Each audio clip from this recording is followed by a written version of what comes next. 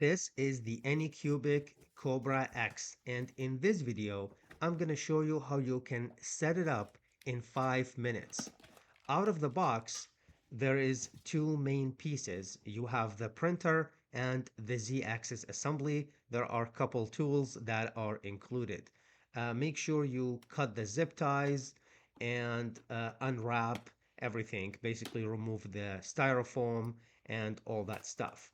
You have the main printer base, which is very much pre-assembled, and we need to make sure that the bed is moving clearly and we have clearance. By the way, the screen is fixed and doesn't move.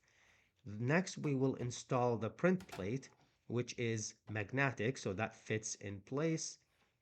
And then we need to unlock or release that x-axis from the z-axis. I think this is for shipping, so they have it kind of screwed together.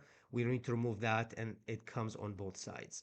Next, we need to pull the bed forward to get some clearance for that z-axis piece to fit on top of the main base. We use the included screws. There are 4 on each side. Make sure these are tight and nice. The tools are included, the screws are included, and we're very much done. So, and then we put the lids. There is a left side and there is another one for the right side. I come from the under 3 days, and this printer for me is like almost 100% assembled.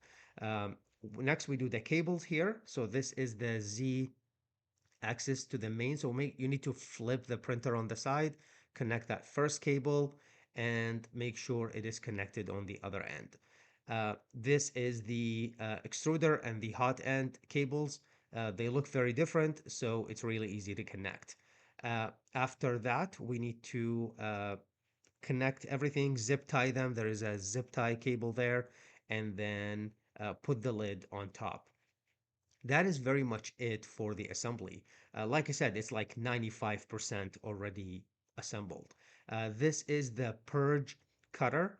So we'll slide that in there. It kind of hangs on the x-axis piece. And then there's one self-tabbing screw that we need to put in the bag. And then these are the filament holders. So they do come and they just assemble like this. They click in place. So you push them in and then give them a little bit of twist at the end.